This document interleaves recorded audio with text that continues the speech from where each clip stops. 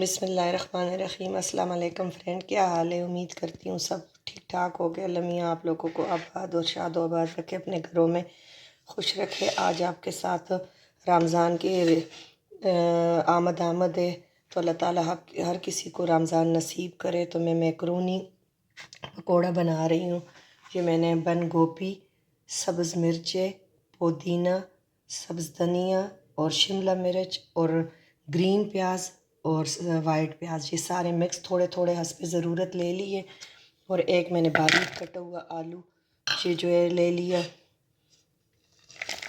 ये बहुत टेस्टी बनते हैं, आपने ज़रूर ये बनाना है। और ख़ासकर ये बच्चों को, जो छोटे बच्चे रोज़े रखते हैं तो उनकी खुशी होती है।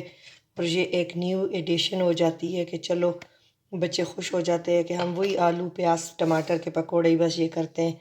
और ये बॉयल मैकरोनी आपने इसमें ज़रूरत इसमें लेनी, मैंने 1 कप ये ले लिए। और आपने पानी नहीं ऐड करना, पानी तब तक नहीं ऐड करना जब तक हम इसमें हर चीज़ ये करना ले कि, क्योंकि सब्ज़ियाँ नमक की वजह से पानी छोड़ देती है। ये कुटी लाल मिर्चें हस्ब ज़रूरत आपने डाल लेनी है। कुटा हुआ धनिया ये मैंने 1 टेबल स्पून लिया है, वो आपने हस्ब ज़रूरत लेना है। जो जो चीज़ें आपने फिर डालनी है। नमक मैंने 1 टीस्पून भर के ली है और 2 टीस्पून चिली सॉस, इससे सारा जायका इसका बहुत अच्छा आएगा। और बेसन जो है वो आपने इसमें ऐड कर लेना है। 1 कप पहले ऐड कर ले और इसको सही मिक्स करें। आपने मिक्सिंग बहुत अच्छी तरह करनी है, हाथों से करनी है, चम्मच से ये नहीं होता सही। तो फिर आपने इसको 5 मिनट रख लेना है। 5 मिनट जब रखेंगे तो नमक की वजह से जो सब्ज़ियाँ हैं, प्याज, बंद गोभी और शिमला मिर्च ये पानी छोड़ देगा, आलू, तो हमें इसमें पानी की ज़रूरत नहीं होगी। अगर हुई तो 2 टेबल स्पून 3, वरना ये हम जब पतला करते हैं तो फिर ये पकोड़े क्रिस्पी नहीं बनते। तो ये जो है हम 5 मिनट इसको रेस्ट देंगे। ये सब्ज़ियाँ नमक की वजह से अपना पानी छोड़ देगी, फिर इसको हम फ्राई करेंगे। हाथ आपने बहुत अच्छी तरह साफ़ कर लेना है और इसको पानी बिल्कुल नहीं डालना। तो 5 मिनट बाद आप इसको करेंगे तो देखिए ये सारा मिक्स हो गया। बेसन और सब्जियों ने जो पानी छोड़ा है वो सारा मिक्स हो गया।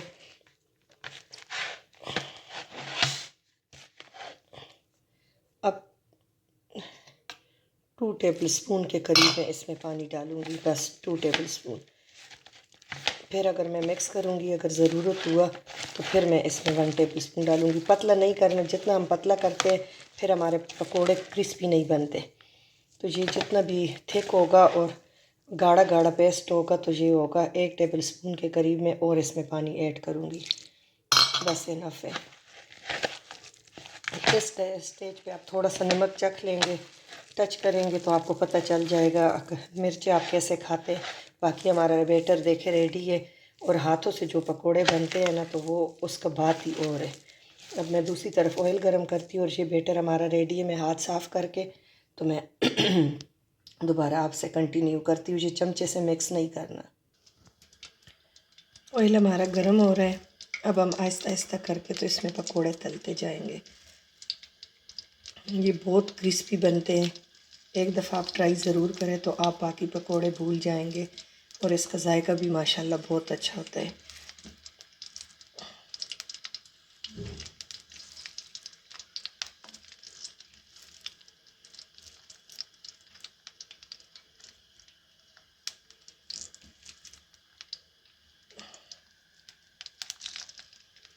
और आलू की वजह से ये बहुत ही, और मैकरोनी की वजह से क्रिस्पी हो जाते हैं। आलू आपने बारीक बारीक पतले पतले काटने हैं।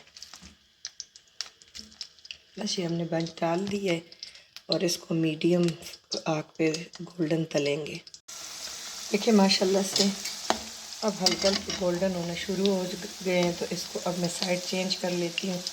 और अभी तो 1 साइड से हुए हैं और माशाल्लाह से माशाल्लाह इतने क्रिस्पी लग रहे हैं। इसमें ना हमने हल्दी डाली ना ज़ीरा डाला, बस कम स्पाइसेस में, क्योंकि रमज़ान में ऐसे भी ये होता है। बस मैकरोनी है 1 कप, थोड़ा थोड़ा बंद गोभी, शिमला मिर्च, प्याज, सब्ज़ पुदीना, सब्ज़ मिर्चें ये आपने डाल लेनी है। और मसालों में बस सूखा कुटा धनिया, कुटी लाल मिर्च, नमक और 1 टेबल स्पून भर के मैंने चिली सॉस डाला है, इनफ। तो रमज़ान में इतने स्पाइसेस खाए भी नहीं जाते। और मैकरोनी आप ज़्यादा भी कर सकते हैं। और आलू की वजह से क्रिस्पी बहुत होते हैं, तो आपने ज़रूर ये ट्राई करना है। और ये माशाल्लाह से अभी पूरी किचन में खुशबू है, और ये इतने क्रिस्पी अभी तो वन साइड पके हैं और क्रिस्पी है बहुत। ये वन बंच हमारा माशाल्लाह रेडी हो गया, देखें माशाल्लाह। और आपको पता चल रहा होगा कि कितने क्रिस्पी है।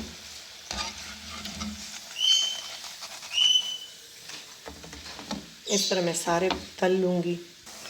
देखिए ये दूसरा बंच भी हमारा रेडी हो गया। वो दूसरे वाला तो पूरा हमने ऐसे ही चखने में ख़त्म कर लिया। माशाल्लाह इतने टेस्टी और जायकेदार बने। तो ये अब हमारा रेडी होता है तो हम फिर इसमें और दूसरा बंच डालते हैं। और माशाल्लाह 1 कप मैकरोनी से काफ़ी पूरी बड़ी प्लेट भर के बन गई है। हमने एक बंच तो फुल खा ली है।